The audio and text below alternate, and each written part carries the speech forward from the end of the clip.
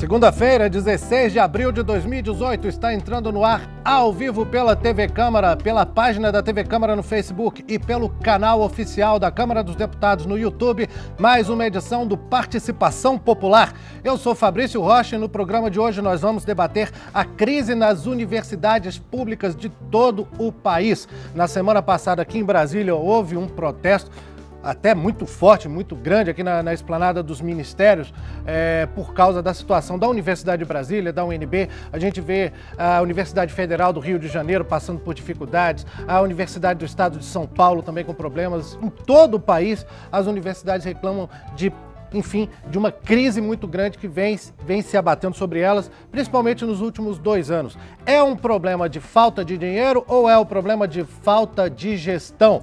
Para discutir esse assunto com a gente, nós temos o Gustavo Balduino, que é secretário executivo da Andifes, a Associação Nacional dos Dirigentes das Instituições Federais do Ensino Superior. Gustavo, bem-vindo à Participação Popular. Boa tarde a todos, obrigado pelo convite. A Andifes, então, é que reúne os reitores, né? A gente pode dizer isso. Federais, pode dizer isso. Maravilha. Obrigado mais uma vez por ter nos atendido, Gustavo. Agradeço em nome da nossa produção. Também ao pessoal da comunicação lá da Andifes por ter viabilizado a sua participação, tá certo? É um prazer. E nós temos também aqui representando o Ministério da Educação, o Felipe Sigolo, que é secretário executivo adjunto lá no Ministério. Felipe, bem-vindo. Muito obrigado por ter atendido ao nosso convite. Obrigado, boa tarde a todos. A gente vai ter também o meu amigo Tiago Ramos de volta à tela do Participação Popular depois de muito tempo, né, Tiago? Bem-vindo e obrigado por estar nos ajudando nesse programa de hoje. Que é isso, Fabrício. Eu que agradeço. Boa tarde para você, boa tarde para todos. Eu de Rolândia, diretamente para o mundo, aqui no centro da rodoviária de Brasília. Fica bem no coração do plano piloto e eu espero trazer daqui muita gente, muita opinião e diferentes ideias. É contigo, Fabrício. Legal, Thiago, valeu, obrigado mais uma vez. E além bom, como o Thiago já disse que é de Rolândia, né, lá do Paraná, eu queria aproveitar para mandar um abraço para o pessoal de algumas cidades do Brasil que a gente descobriu uns nomes interessantes hoje, até inclusive outras cidades estão fazendo aniversário nesse dia 16 de abril, como no Rio Grande do Sul, Pinto Bandeira, Rolador, Tio Hugo e Coqueiro Baixo. No Maranhão, aniversário de Codó, famosa cidade de Codó. Em Santa Catarina, Bela Vista do Toldo. E no Rio Grande do Norte, Canguaretama. Será que eu li direito? Canguaretama, é isso mesmo. Então, um abração para vocês que estiverem acompanhando Participação Popular nessas cidades, para todos os seus vizinhos, é claro. Esse dia 16 de abril também é aniversário da nossa amiga e colega Glória Varela. Abração para Glória. Foi aniversário nesse domingo, dia 15 de abril, da Vera Morgado, que você também que acompanha a TV Câmara conhece muito bem. Pois é, foi aniversário dela. Nessa terça-feira, 17 de abril, aniversário do nosso colega Sebastião Neiva, do espectador do Participação Popular, Rodolfo Salomão, e do nosso colega Guilherme Surubim. E também aniversário do jornalista Gilson Eusébio, daqui de Brasília. Um abração a todos e eu espero que estejam acompanhando essa edição do Participação Popular sobre a crise nas universidades públicas. Vamos começar o bate-papo com o Gustavo Balduino, que está aqui representando os reitores, né, pela Andifes. E, Gustavo, o que está acontecendo realmente? Qual é a situação das universidades brasileiras nesse momento, das universidades públicas? Bem, primeiro eu quero que você me permita descrever sobre o que nós vamos falar. Nós estamos falando de Universidade Federal, então nós estamos referindo a 63 universidades federais, mais 5 recentemente criadas no Brasil inteiro, 320 campi, 46 hospitais universitários, teatro, museu, laboratórios, cursos para assistência estudantil, cursos para assistência de direito a quem precisa, cidadania, cultura, arte no Brasil inteiro. É disso que nós estamos falando quando falamos de Universidade Federal. Muito bem, nós entendemos que existe uma situação no país, que o país está em crise, não é a universidade. Do ponto de vista econômico é fácil perceber, dados do IBGE da semana passada mostrou uma concentração de renda. O PIB está demonstrando, o desemprego está demonstrando, então é natural que a situação econômica chegue na universidade. Vai refletir. Vai refletir. Então é importante que se diga, a universidade está muito bem obrigada institucionalmente. O que ela tem é um problema de financiamento, ou melhor, de subfinanciamento. O nosso orçamento nesse ano está menor do que o orçamento do ano passado e menor do que o orçamento do ano anterior para custeio. Por que eu digo isso? 2 últimos anos? 2 últimos anos houve uma diminuição, a refletir na própria crise que eu me referi. Ocorre que nosso orçamento hoje é pelo menos 20% menor do que era em 2014, além do orçamento ter diminuído do ponto de vista real, A universidade também cresceu nesse período. Temos mais alunos hoje do que tínhamos em 2014. E mais alunos, quais alunos? Provenientes da lei de cotas, por exemplo, mais alunos carentes, que demandam mais assistência estudantil. Então o quadro é esse, a universidade institucionalmente funciona muito bem, obrigado, produzindo ciência, tecnologia, educação, cultura e cidadania. Do ponto de vista do financiamento, precisa melhorar para dar consequência ao que faz com qualidade. Um outro aspecto que atinge a universidade e passa paralelamente ao MEC, mas ao governo, que é a ciência e tecnologia. O orçamento da ciência e tecnologia diminuiu muito nos últimos anos. E a Universidade Federal faz ciência e tecnologia. É fundamental para o dia a dia da universidade o orçamento da ciência e tecnologia. Então diminuiu bruscamente, e eu acho que ninguém nega isso, que basta olhar a lei orçamentária. É esse o quadro que nós temos. Uma universidade potencialmente preparada para produzir mais, num momento limitada por uma crise financeira. Tá certo, Gustavo. Felipe Sígulo, do Ministério da Educação. O Ministério, na semana passada, se eu não me engano, né, teve que, até soltou uma nota em resposta ao protesto que houve aqui em Brasília, dos estudantes da Universidade de Brasília. O que diz essa nota e qual é a visão do Ministério, qual é o posicionamento do Ministério agora sobre essa questão do financiamento das universidades públicas? Não, primeiro, lamentar a forma do protesto da semana passada. A gente teve agressão ao prédio público, aos funcionários do Ministério. Então, pessoas mascaradas jogaram pedra, pau, agrediram de todas as formas. E depois, saindo de lá, ainda foram no FNDE, outro órgão público ligado ao Ministério da Educação, invadiram o prédio e só saíram de lá depois das 10 da noite, depois de uma negociação. Então, acho que primeiro lamentar, não é dessa forma que a gente quer fazer o diálogo. O MEC sempre teve à disposição para conversar o tempo todo e foi muito ruim, foi muito traumático. Eu queria deixar registrado o nosso protesto. A análise do Gustavo a gente concorda integralmente. O país vive uma crise, 2014, 2015, uma crise em todos os sentidos, mas nos últimos 2 anos o Ministério da Educação fez todos os esforços para garantir o custeio, os recursos de custeio que estão no orçamento federal. Então a gente tem garantido 100% do custeio para cada universidade federal, além de todos os outros orçamentos que compõem o salário dos professores, os investimentos, todos os recursos a gente também tem procurado garantir. Outro dado também, aqui na Câmara, no Congresso Nacional, foram criados mais 5 universidades. Então, nos últimos anos, as universidades federais têm se expandido, hoje já são 333 campi, e também essa expansão é muito discutível. O tamanho que as universidades federais têm, elas são extremamente importantes, mas eu acho que cabe uma discussão, qual que é o tamanho que o governo aguenta, quanto a gente consegue financiar, porque é uma estrutura muito grande e precisa de muito recurso. Essas 5 universidades que você falou, Felipe, foram criadas quando? Foram criadas aqui na Câmara dos Deputados, né, sancionada pelo presidente. As 2 últimas a lei foi sancionada semana passada. Então só no último ano foram criadas essas 5? Sim, nos últimos 4 meses. Então, enfim, é uma decisão aqui do Congresso, a gente respeita, já foram sancionadas, mas que isso impacta uma série de medidas num período de restrição. Tem orçamento para isso? Vai ter que ser, o orçamento vai começar agora, a discussão da lei orçamentária de 2019, aqui a Câmara, o Congresso vão ter que destinar orçamento para atender essas 5 universidades. E a gente espera a gente teve aumento no orçamento do Ministério da Educação nos últimos 2 anos, a gente espera que continue aumentando, especialmente para atender essas novas demandas.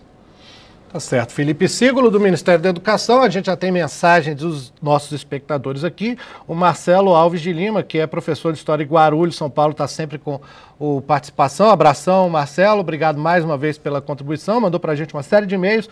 Um deles diz: as universidades hoje vivem sua pior crise em termos financeiros e de gestão. Por exemplo, no corte de pesquisa científica, diminuição em 50% no orçamento do Ministério da Educação, segundo o jornal Nexo de 8 de fevereiro de 2018. Esse é basicamente o retrato de governos que passaram e nunca tiveram como prioridade a educação de qualidade. Nossos governantes se perdem em firulas eleitoreiras de inaugurações monumentais e faraônicas de prédios e esquecem de investir em recursos inesgotáveis como o cérebro humano. Está aí a opinião do Marcelo Alves de Lima e nós vamos ao centro de Brasília com o Thiago Ramos. Thiago, com você? Fabrício, volto aqui agora acompanhado pelo Matheus Felipe, que é estudante de filosofia da UNB, tem 20 anos de idade e vai nos ajudar a entender um pouco o que a universidade está vivendo nesse momento. Começa ali pela prática de estudo e de aprendizado. O que significou o corte para vocês? Então, o corte significou que a gente teve uma redução muito grande no número dos funcionários de limpeza. A gente teve quase todos os motoristas que levavam a galera para fazer saída de campo foram demitidos. E a gente teve uma queda muito grande também nos funcionários da segurança. Todos esses funcionários estão sendo ameaçados de demissão. Então é uma crise também que atinge todas as universidades federais, não é um problema só da UNB. E é um problema que está afetando muito a gente, assim, está prejudicando muito os nossos estudos, a nossa, enfim, vivência na universidade. Me ajuda a entender como a comunidade da universidade está reagindo a isso. Há uma maioria apática? Como tem sido o trabalho de mobilização ali dentro? Então, eu não acho que é uma maioria apática. Assim, várias pessoas participaram da nossa última assembleia e agora, inclusive, está acontecendo uma nova Assembleia Geral dos Estudantes convocada pelo DCE na UNB. Então as pessoas estão se envolvendo muito com esse debate. A gente teve uma manifestação, inclusive, no Ministério da Educação recentemente, né, que infelizmente foi, né, recebida a tiro de borracha, bomba de gás lacrimogêneo. E é isso, assim, eu acho que os estudantes estão dialogando muito, estão conversando muito, inclusive com a reitoria, e tentando também diálogo com o MEC, que infelizmente até hoje a gente não conseguiu. Vocês deram uma olhada nos números, porque é uma divergência em cima da tabela ali, né? O MEC diz de um lado que teve um aumento, a UNB diz de outro que não teve. Vocês pararam para analisar esses números? Então, a gente analisou sim, a gente estava em contato com o Decanato de Planejamento e Orçamento e Gestão da UNB e a gente encontrou vários pontos que não condizem com a realidade na nota do MEC, que era inclusive intitulada A Verdade sobre a UNB, né? Então a gente tem, por exemplo, uma queda de orçamento de 80 milhões em 2016, que inclusive foi noticiada pela Andifes em 2017, né? Foi avisado. A gente vê que não é um problema de orçamento, não é um problema de gestão, inclusive só da UNB, porque assim, né, a gente vê que é uma crise nacional, então não tem como a gente jogar a culpa de uma crise nacional na UNB. E a gente percebe também que, assim, há sim um impedimento por causa da Emenda Constitucional 95, da UNB gastar todo o dinheiro que ela arrecada, né, os recursos próprios. E acho que é isso, assim, de certa forma, a gente está sim ligado nesses dados, a gente está conversando muito sobre isso, e acho que é isso. A reitoria continua ocupada? A reitoria continua ocupada. Inclusive, eu não estou muito informado sobre o que aconteceu hoje, mas a reitoria ainda está ocupada. Tá aí, essa é a visão do Matheus Felipe, lá da UNB, estudante de filosofia, com 20 anos de idade, que veio aqui trazer essa leitura. Fabrício. Bom, Thiago, legal. Valeu aí por trazer, então, a contribuição do Matheus Felipe, né, que trouxe até um ponto de vista divergente um pouco, né, Felipe? Eu vou pedir para você também responder, inclusive, porque o Matheus disse que não há um diálogo entre os estudantes e o MEC. Eles têm dificuldade quanto a isso. Eu queria que você falasse e chamar a atenção para o quanto que esse assunto está em alta no país inteiro também. Nessa quarta-feira, a Câmara dos Deputados mesmo vai realizar um seminário internacional sobre o assunto, né? Sobre as instituições de ensino superior. Felipe, explica um pouquinho a situação real. Primeiro, o MEC está sempre à disposição para o diálogo, mas primeiro eles têm que dialogar com a própria universidade, com a própria reitoria. Esse diálogo tem que ser interno. Segundo, não é verdade que teve corte. Eles falam muito do orçamento de 2016, que teve teve um problema de orçamento, a receita foi superestimada e foi um caso específico. Se você pegar a projeção dos últimos 5 anos da UNB, tem uma constância, aumenta o recurso, mas 2016 é um ano atípico que não foi executado o orçamento. Em relação ao corte dos terceirizados, eu acho que é um processo normal. Todo mundo tem que fazer ajuste o tempo todo. O governo federal acabou de cortar o veículo. Eu sou secretário nacional do Ministério, não tenho carro nem motorista. Não sei se é o caso dos estudantes universitários que já têm universidade gratuita, já tem uma série de benefícios, terem motorista como o estudante está pleiteando. Mas aí não são os estudantes, seria a universidade ter o motorista. A universidade tem autonomia para decidir sobre os seus gastos e ela tem recurso para honrar isso e para contratar o que ela julga necessário. A limpeza da universidade está sendo feita, a vigilância está sendo feita, eventualmente tem um ajuste ou outro, uma redução num contrato, para ter um outro contrato, isso a gente não cabe ao Ministério entrar no mérito. A universidade tem autonomia para decidir e ela escolhe em que ela vai aplicar. Agora, é evidente, a gente vive apesar do orçamento ter crescido, o salário dos professores está em dia, dos técnicos, as bolsas, não tem nenhum corte, não tem nenhuma descontinuidade. O ensino de qualidade. Em relação à pesquisa, a gente tem procurado formas alternativas de ter mais recurso. Uma das propostas que o Ministério está apoiando tem um PLC 158 de 2017 aqui no Senado.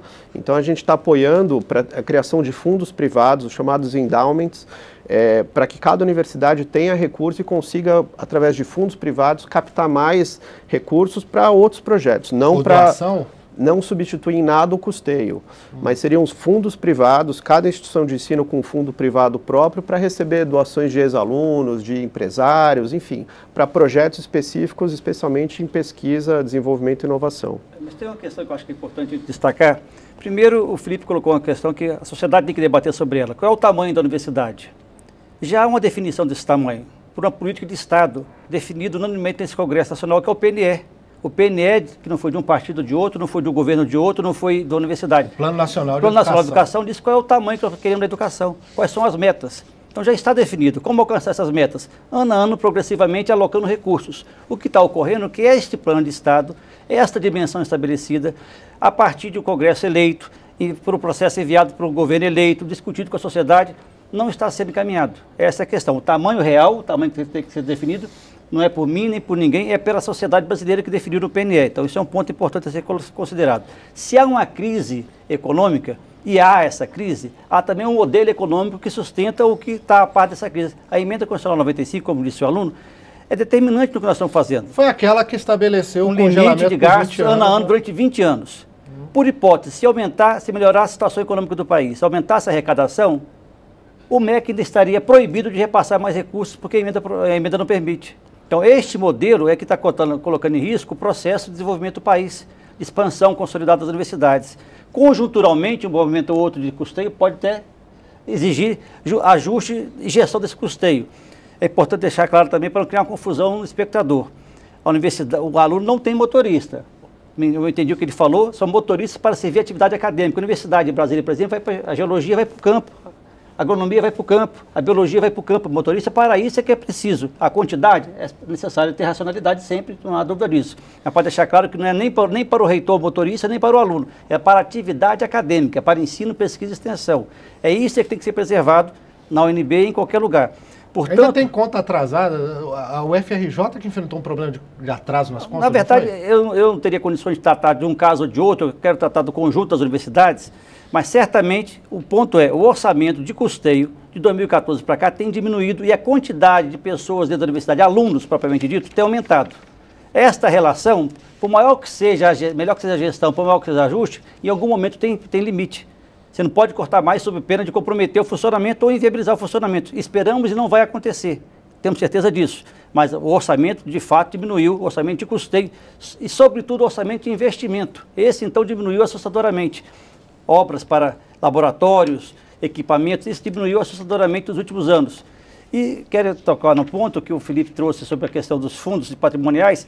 Certamente são elementos que podem ajudar no financiamento da universidade, da ciência e tecnologia, não só da universidade, mas não é alternativa para resolver o problema do financiamento da ciência e tecnologia do Brasil. O corte foi muito grande no MCTI. O corte foi muito grande nos últimos anos. Portanto, isto é um elemento que pode ajudar, moderniza o financiamento, mas não substitui e não resolve o problema do financiamento público estatal para a ciência e tecnologia. Agora, o Felipe também levantou uma bola, Gustavo, e eu acho que é válido, queria que você falasse um pouquinho a respeito, que é essa coisa da necessidade da expansão do sistema público federal de ensino superior. Que ele disse que agora, recentemente, em 4 meses, foram criadas 5 novas universidades, criadas no papel, pelo menos, né?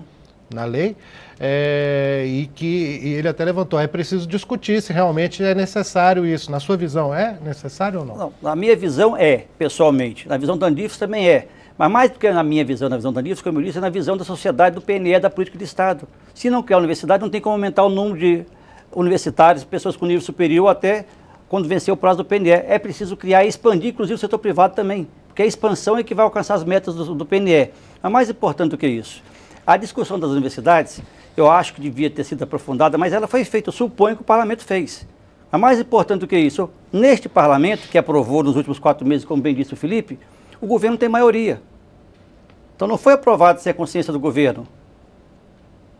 Então a expansão foi aprovada com os votos do governo, por orientação do governo, foi sancionado pelo presidente da República. Foi a mesma base que aprovou a emenda 95, inclusive. Aprovou a emenda 95 de um lado e do outro lado aprovou universidades. E nós estamos dizendo, somos a favor da criação das universidades, somos contra a emenda 95. Tá certo, Gustavo. Bom, nós temos uma participação especial aqui também no Participação Popular de hoje, via internet, né, via Skype, do Simão Schwartzman, que é sociólogo, doutor em ciência política, já foi presidente do IBGE, inclusive de 1994 a 98. Simão, bem-vindo à Participação Popular, obrigado por ter atendido ao nosso convite. Prazer. E eu queria saber um pouquinho da sua opinião também, Simão, sobre essa questão, o papel, já que a gente entrou aqui agora nessa última questão, qual é o papel da universidade pública na sociedade e da expansão que o sistema de universidades federais tem tido nos últimos anos? Você acha ele relevante de alguma forma ou ele não se sustenta, na sua opinião? Como é que você vê? Duas coisas. Ele é relevante e não se sustenta. Eu acho que esse é o problema. Né? Quer dizer, o sistema expandiu muito, houve várias referências ao Plano Nacional de Educação, mas esse plano ele foi feito num momento que não se tinha percepção do tamanho da crise que o Brasil está enfrentando. Né? Quer dizer, a crise não é, alguém mencionou logo no começo, nós queremos mudar o problema da concentração de renda no Brasil. Isso, de fato, é um problema, mas essa concentração não é de agora. Né? O problema que a gente está vivendo agora é uma crise fiscal gravíssima, né? Porque o governo não tem dinheiro, né? E o gasto fixo, e o gasto fixo em pessoal, né? E aposentadorias, etc., ele está muito alto e ele vai comendo o resto do dinheiro que o orçamento tem. A universidade está sofrendo esse processo. Né? Então, eu acho que a gente pode ficar, muita gente fica com razão, né, chateado que não tem dinheiro, gostaria que tivesse mais, todo mundo gostaria de ter mais dinheiro, né, mas a gente tem que ver que a realidade vai ser essa, e eu não acho que ela vai mudar muito, porque o problema fiscal brasileiro, ele é um problema que as melhores projeções são que, quem sabe, a gente vai começar a sair do buraco daqui a 5 anos, 10 anos, não sei quanto. Então, essa aqui é a realidade. Agora, a gente pode olhar para trás e verificar que foram feitas algumas decisões de expansão que talvez não devessem ter sido feitas numa visão um pouco mais adequada ou mais sóbria. Uma coisa que não foi mencionado aqui, por exemplo, alguns anos atrás o governo transformou os antigos centros federais de tecnologia, os Cefetes, em universidades, Institutos Federais de Educação, Ciência e Tecnologia. Isso criou, de um dia para o outro, todo um setor que tinha um custo por aluno mais barato virou universidade, com os mesmos custos que são altos das universidades federais. Né?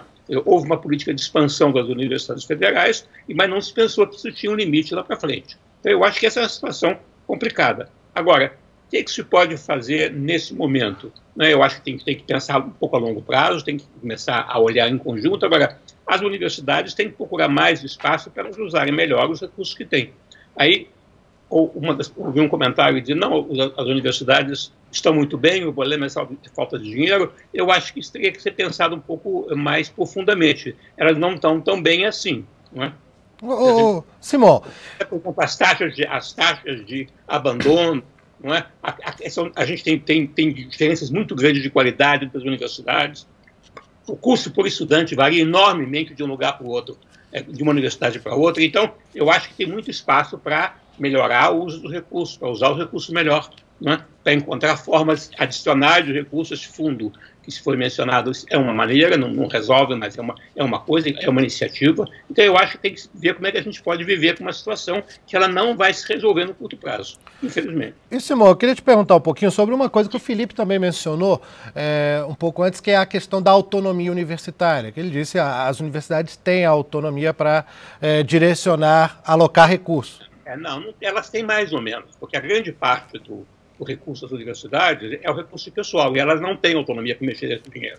Né? Ela tem autonomia para mexer no custeio. O investimento, ela não tem dinheiro para investimento, né? E ela não tem autonomia para mexer no pessoal. Né? Então, digamos, se ela uma autonomia efetiva, significaria que as universidades teriam condições de manejar o seu quadro de pessoal. Né, contratar gente se precisar, se for o caso, fechar departamentos, enfim, administrar uma política de pessoal. As universidades brasileiras não têm capacidade legal de fazer isso.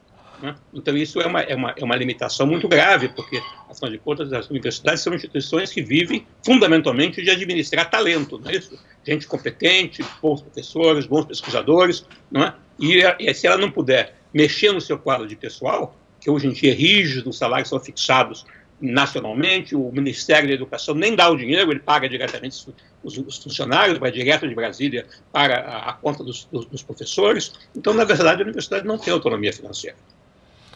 E por que não tem essa autonomia, Simão? Porque há pelo menos uns 30 anos existe um debate muito intenso, muito se fala dessa questão da autonomia universitária, e por que isso não evolui? Eu acho que a própria universidade não quer, porque, digamos, se você der uma autonomia efetiva, você transfere o problema para dentro da universidade. Né? Se a universidade tiver que decidir, por exemplo, o que ela faça com o quadro de pessoal, se ela vai diminuir, por exemplo, o pagamento, se ela vai decidir quais são os salários, se ela vai demitir gente, isso cria um enorme problema para dentro.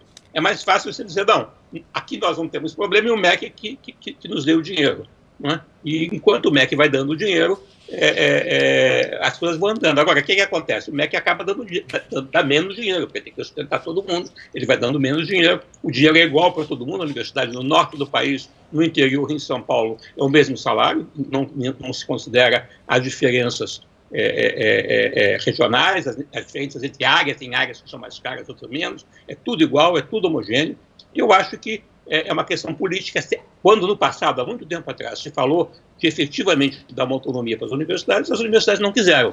Elas achavam que isso era uma ameaça, porque elas iam perder essa garantia que o Ministério da Educação dá de pagar o salário no fim do mês. E, de fato, é uma garantia, porque os reitores tinham chateado que às vezes não tem dinheiro para pagar a luz, etc., mas imagina se eles não tivessem dinheiro para pagar o salário. Não é? Então, ninguém quer esse problema. Agora, se as universidades não tiverem gestão sobre os recursos humanos, né, de cada uma delas, a gestão vai ser feita de maneira centralizada pelo Ministério da Educação. E aí o quadro é rígido, o quadro não dá flexibilidade, não dá possibilidade de opções. Eu acho que esse aqui é o problema. Então a gente tem que repensar a questão da universidade de maneira mais profunda e mais a longo prazo. Né? Porque a gente pode ficar chateado, incomodado, mas você não vai resolver o problema da restrição financeira, que ele vai se agravar. A reforma da Previdência não foi aprovada, a gente não sabe se ela vai ser aprovada, o teto de gastos está aí e ele eu acho que foi necessário fazer porque o equilíbrio da economia brasileira estava completamente fora de controle e continua muito difícil de colocar num marco adequado que permita que a economia volte a funcionar. Quando a economia voltar a funcionar, aí você vai poder investir mais. Né? Mas isso é uma perspectiva de longo prazo. Tá certo. Simão Schwartzman trazendo uns pontos interessantes para o debate. Continua com a gente aí, Simão. Na hora que você quiser falar, é só avisar a direção do programa. Eu vou ler aqui uma mensagem que a professora Marta Sueli de Brejões, na Bahia, que está sempre com participação popular, sempre acompanhando o nosso programa, mandou pelo WhatsApp. Você também pode mandar 61996202573. Ela diz: o aumento de faculdades nos governos anteriores foi aplausível, porém gerou mais despesas. E aí, se não houver investimentos à altura das necessidades, vai gerar dificuldades em geral para a gestão. que a Marta Sueli é professora também, né? Interessante. Então ela está trazendo o ponto de vista dela. Quero lembrar, você que está acompanhando o programa, você pode ligar para a gente 0800 619 619 de qualquer telefone fixo de qualquer lugar do Brasil. Pode mandar para a gente um e-mail, participaçãopopular@câmara.leg.br, como eu disse, o WhatsApp 61 99620 2573, além de Facebook e a página da Câmara dos Deputados no YouTube. Vamos de novo ao centro de Brasília. Tiago Ramos, com você. Volto aqui dessa vez com outro Matheus Carvalho, também estudante da UNB, dessa vez de comunicação. Ele tem 22 anos e tem uma pergunta para levar para o estúdio. Vamos lá, Matheus.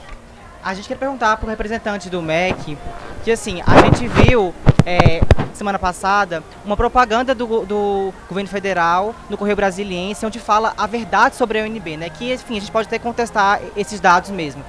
Mas qual a verdade sobre o MEC? Porque nada foi falado sobre a PEC 55, que hoje é a Emenda Constitucional 95, né? Que congela os investimentos em educação e saúde, e nada disso está sendo enfim, publicizado, assim. A gente quer saber qual é o compromisso do MEC. É com uma educação pública gratuita e de qualidade, ou é uma educação pública sucateada e que, enfim, vai acabar sendo privatizada, assim? É isso que a gente quer saber, e qual é o compromisso desse governo com a educação. A pergunta... Tá aí a pergunta. Pergunta direta para o Felipe Sígulo, do secretário executivo do MEC. Diga lá, Felipe. Olha, a emenda 95 não impacta na educação, ou pelo menos até agora não impactou. O governo faz outros remanejamentos, corta de outras áreas. O orçamento do Ministério da Educação tem subido ano a ano. Isso inclui pessoal, inclui todas as despesas, mas ano a ano a gente tem aumentado a despesa em educação. E eu acho difícil que isso seja reduzido, que alguém proponha redução no orçamento da educação. O que vai acontecer é cortes em outras áreas, outras políticas vão ser sacrificadas, porque agora tem um teto, mas a educação está preservada, a educação e a saúde, a gente tem os recursos garantidos, não tem corte. É fácil falar, não, teve um corte, cortou o orçamento, não teve nenhum corte. O orçamento pactuado aqui no Congresso é o orçamento que a gente está executando, e isso vai até ao longo do ano, a gente espera o repasse de 100% dos recursos previstos. Eu li uma reportagem, Felipe, recente, eu não lembro agora se foi da BBC Brasil, eu acho que foi BBC Brasil, mas não tenho certeza, dizendo que as universidades elas enfrentam não tanto o problema financeiro, mas principalmente um problema orçamentário, ou seja, existe até dinheiro entra, a UNB, por exemplo, tem imóveis que ela aluga, mas ela não pode usar esse dinheiro, ela tem que repassar de volta para o Tesouro, porque o orçamento não autoriza o uso desse dinheiro. Isso acontece mesmo? E por quê? É o que o professor Simon disse e que eu concordo integralmente. A gente está todos no mesmo orçamento. As universidades de São Paulo, USP, Unesp, Unicamp, elas têm autonomia total. Então, se ela tem falta de recurso ou excesso, ela usa, ela guarda, ela tem autonomia para gerir isso. Isso impacta no salário dos professores, dos técnicos, eles têm que fazer corte, eles têm que propor medidas, reduzir despesa, eles têm autonomia total. Nas universidades federais, não. Nas universidades federais, a gente tem um orçamento, a gente executa o orçamento. Não impacta em nada pessoal, os técnicos, não impacta em nada outras despesas obrigatórias que a gente continua executando. Então, são dois modelos diferentes. O modelo das estaduais de São Paulo, gestão plena, eles administram tudo, e aqui a gente faz a despesa com salário, benefício, isso tudo é obrigatório, é automático, fica vinculado investimento e custeio. E investimento é importante falar. Algumas obras, por exemplo, da Unila, lá no Paraná, obras orçadas em quase R$1 bilhão. São obras que foram planejadas há anos atrás, completamente incabíveis, faraônicas. A gente já gastou nessa obra da Unila, eu fui ver pessoalmente, dentro de Itaipu, já gastou 120 milhões e precisaria de mais 600 milhões para acabar uma obra dessa. Mas lá atrás foi aprovada essa obra. Foi aprovada, começou, está lá o esqueleto, só que não tinha o recurso. A gente tem diversos casos, tem um passivo de 3 bilhões, mais de 3 bilhões de reais para obras e universidades. E esse recurso não tinha lá atrás e foi autorizado mesmo sem recurso. Então, é uma situação que a gente está tratando, está procurando concluir as obras que estão inacabadas, dar uma destinação para isso, mas, óbvio, acaba impactando todo o sistema. O Gustavo Balduino, da Andif, está querendo falar aqui, mas, Gustavo, eu vou pedir para você esperar só um minutinho, porque a direção me informa que nós estamos no telefone e com uma certa pressa, o deputado Pedro Uczai, do PT de Santa Catarina. E o deputado está ouvindo bem a gente? Sim, estou te ouvindo. Ô, deputado, obrigado por ter atendido o nosso convite aqui, estar com a gente no Participação Popular. Queria que o senhor falasse um pouquinho sobre o que ouviu já aqui do Felipe, que está representando o Ministério da Educação, e também sobre essa questão de recursos orçamentários disponíveis para as universidades.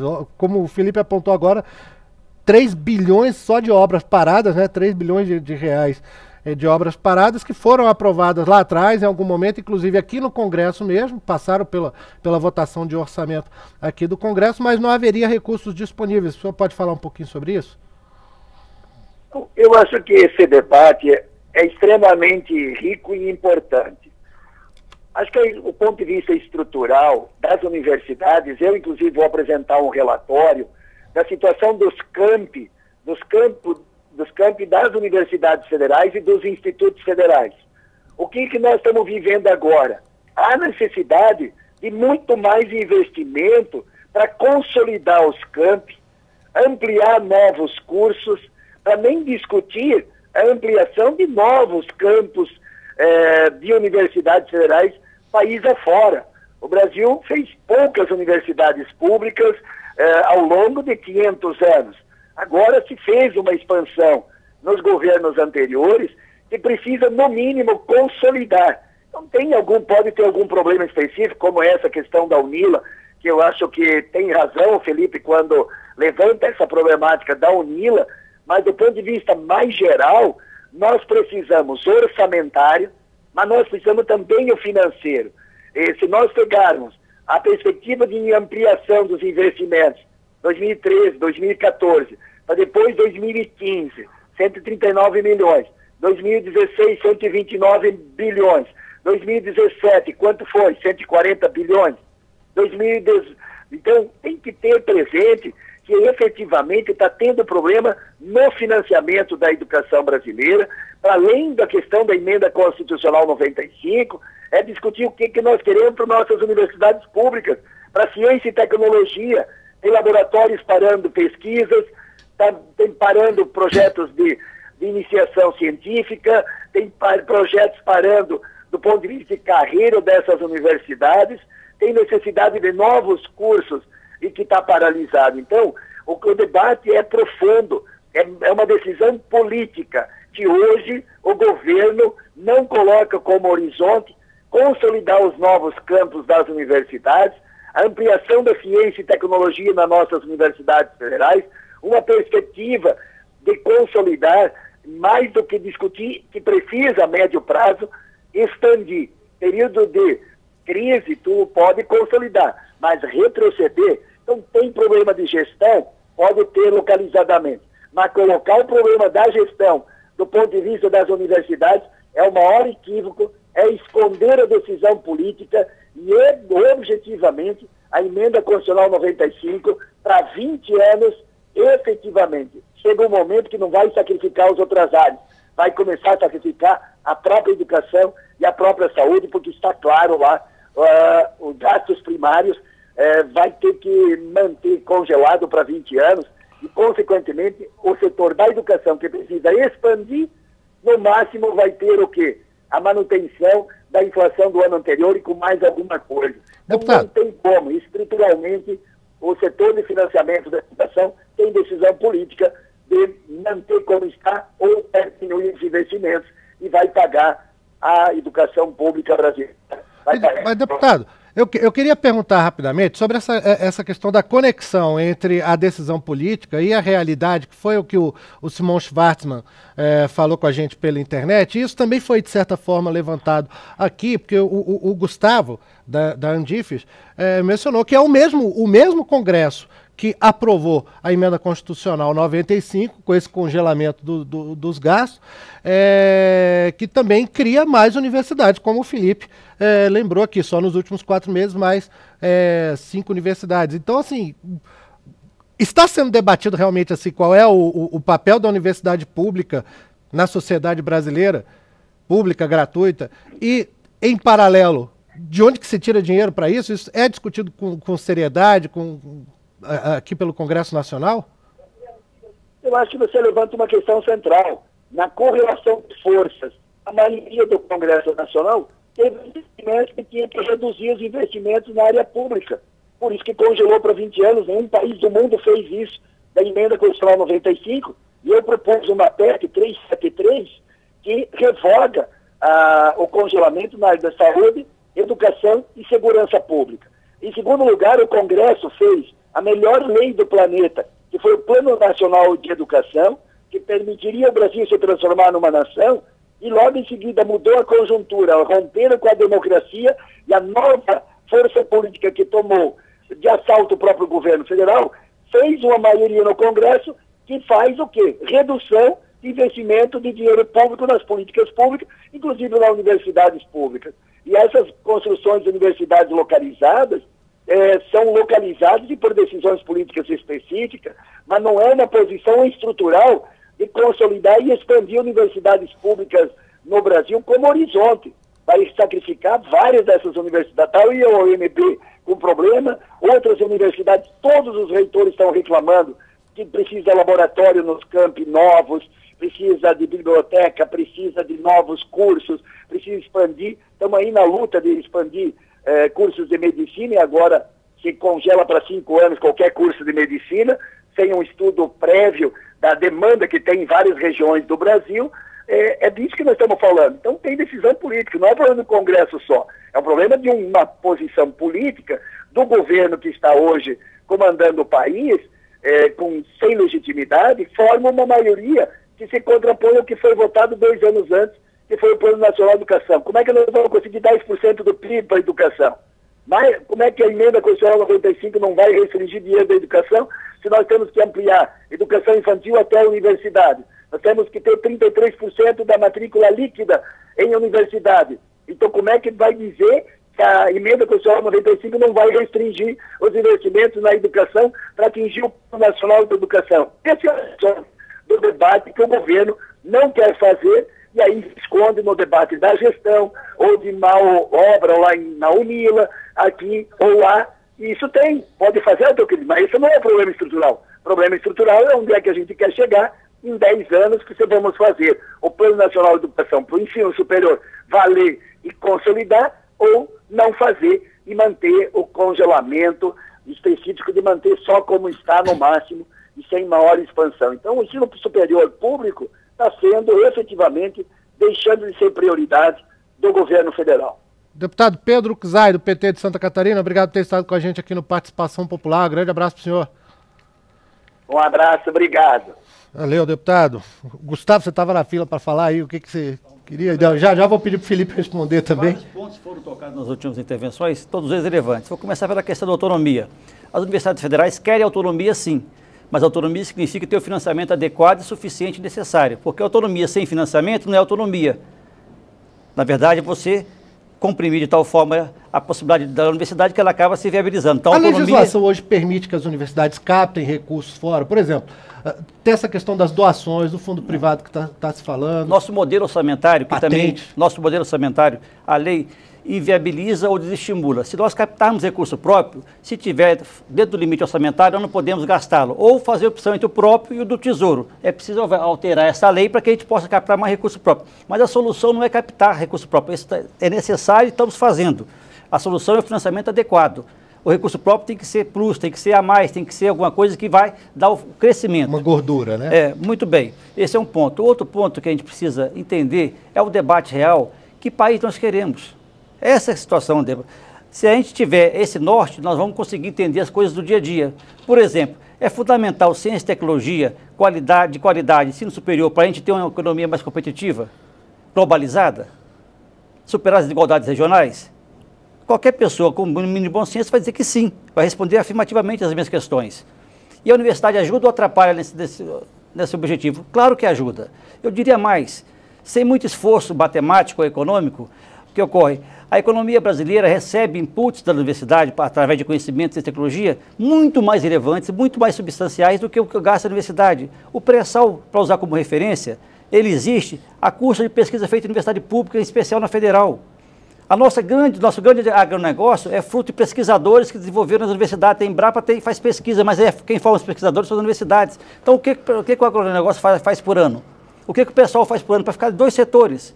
Então, a universidade se paga muito melhor, muito mais vezes do que ela gasta no orçamento. Então, essa visão fiscalista de quanto custa o aluno, dissociada de quanto ela produz para a economia real, quanto ela produz para o desenvolvimento, para a inserção do país no mundo globalizado, é que precisa ser ponderado também. Senão, nós vamos ficar discutindo o motorista e não vamos discutir o país.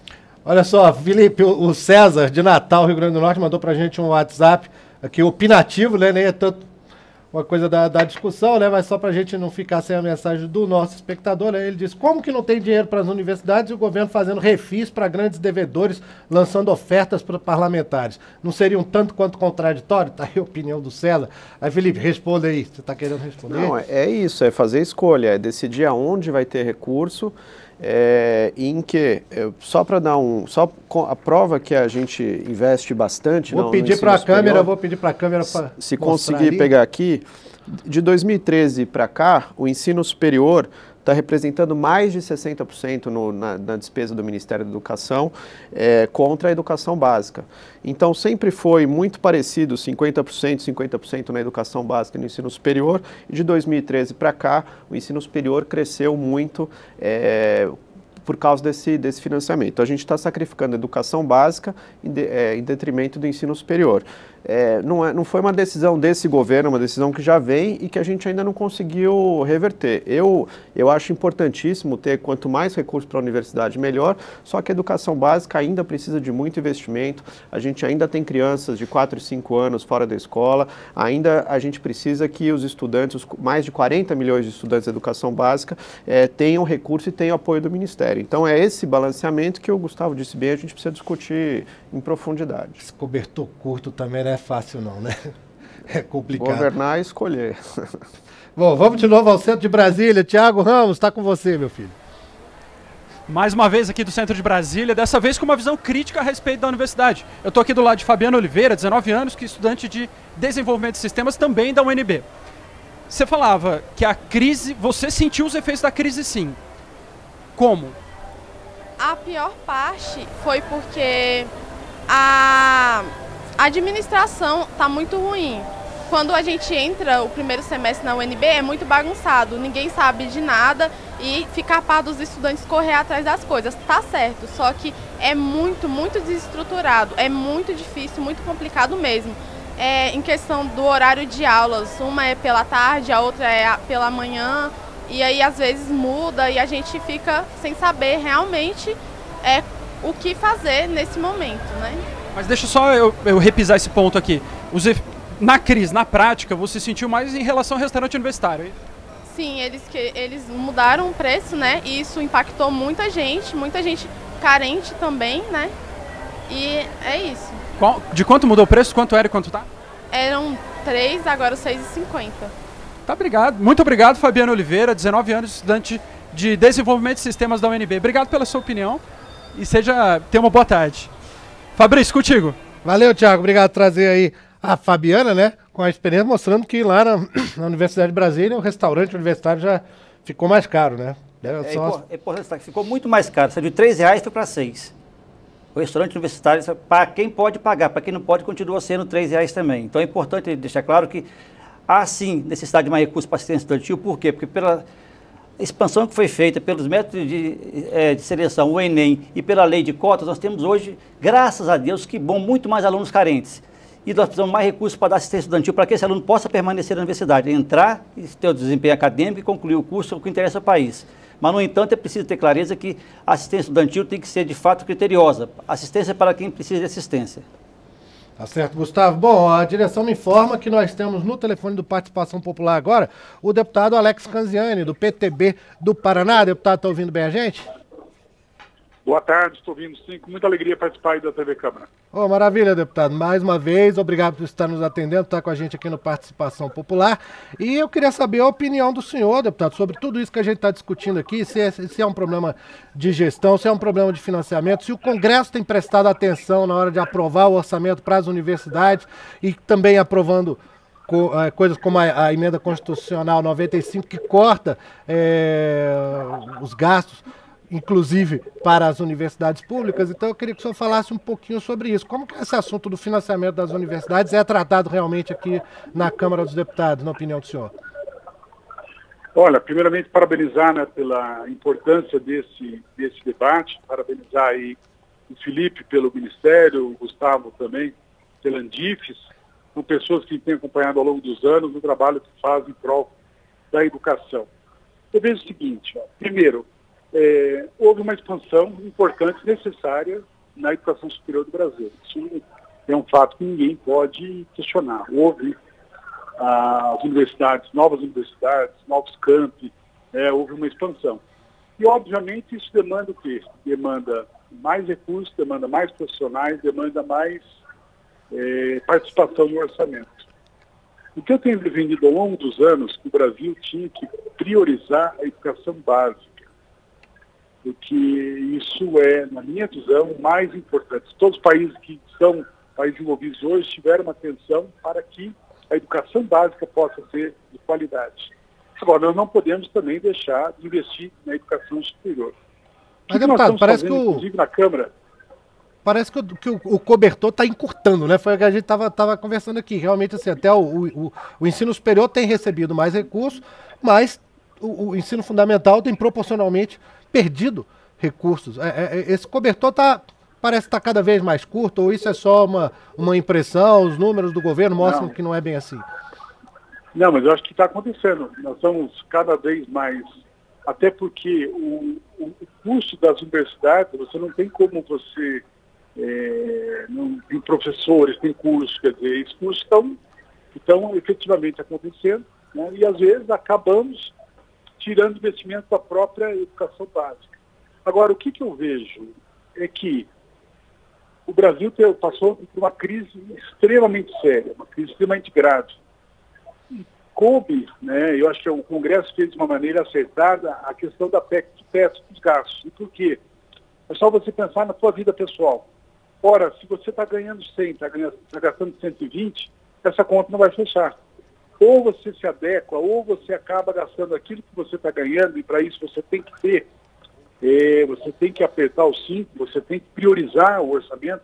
Eu acho que essa é uma questão fundamental que nós temos que fazer no país. Tá? Ou isso vai fazer com que nós tenhamos mais inflação, aumentando a dívida pública ainda mais do país, que está ficando numa situação insustentável. Agora, o Congresso e o governo, nós temos que ter coragem também de tomar algumas medidas importantes, que é a própria avaliar a questão da reforma da Previdência, que eu acho que é uma questão fundamental, que o próximo governo, esse governo vai ser, mas no próximo governo, independente de quem ganha a eleição, vai ter que se debruçar sobre isso, porque a cada dia está pior a situação fiscal, a perspectiva da situação fiscal do nosso país. Ô, deputado, então, e perguntando, inclusive... Desculpe até estar atropelando um pouco, porque a gente já está chegando realmente no limite do tempo do programa, mas eu queria perguntar sobre algumas questões específicas que foram debatidas aqui ao longo do programa, como, por exemplo, o aumento da autonomia universitária, inclusive para a gestão de pessoal, que foi sugestão lá do Simão Schwartzman, que está com a gente ainda pela internet, a questão dos fundos de captação de recursos, inclusive de doação de ex-alunos, como acontece nos Estados Unidos, a questão de universidade pública ser paga por uma parte dos estudantes, aqueles que tiverem condições sociais, enfim. Como que essas questões são tratadas aqui? O senhor acha que essas ideias têm futuro aqui, devem ser aprovadas logo, ou esse debate não anda? Olha, esse debate, na verdade, nós temos travado isso na própria Câmara dos Deputados. Por exemplo, a questão dos fundos de endowment, são os fundos patrimoniais das universidades.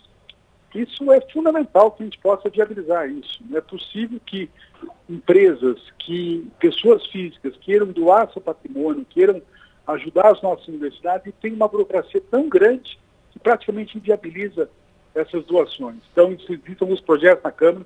Nós já fizemos várias tentativas no sentido de poder avançar com esse projeto para que a gente possa resolver essa questão.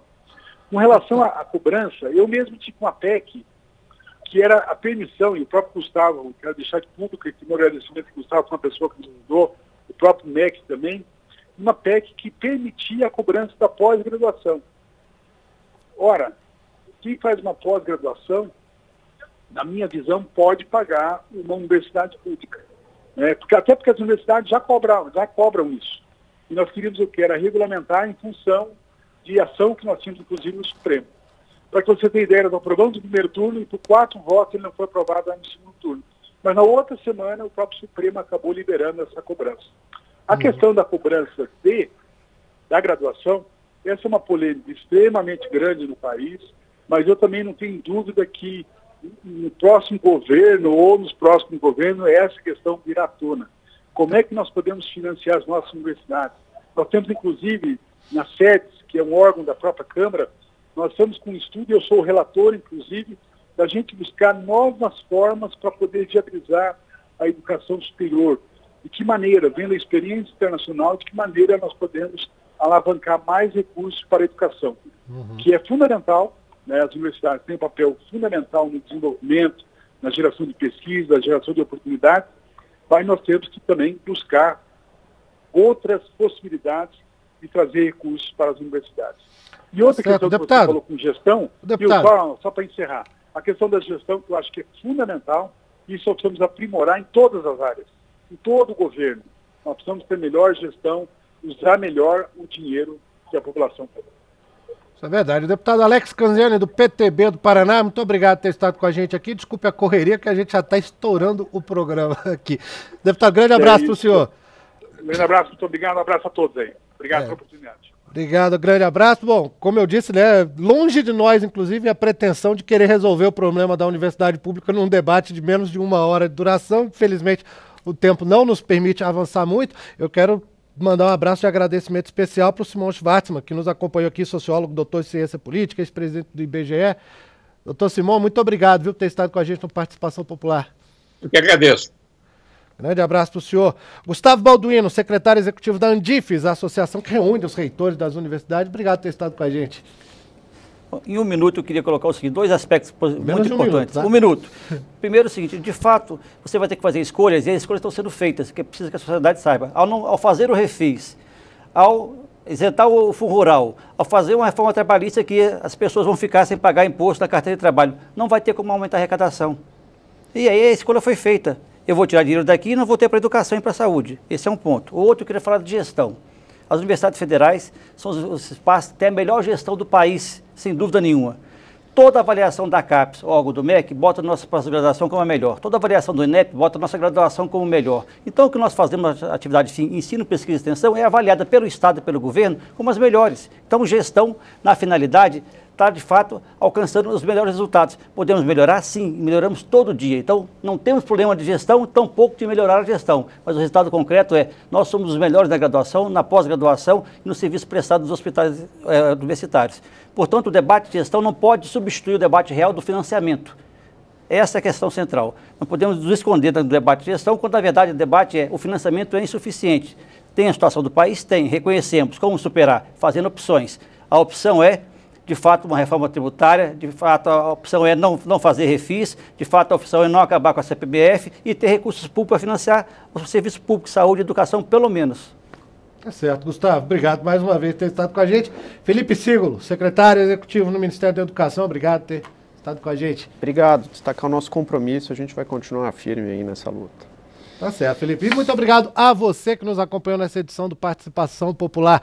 Um grande abraço, eu sou Fabrício Rocha. A gente se fala, a gente se vê. Tchau.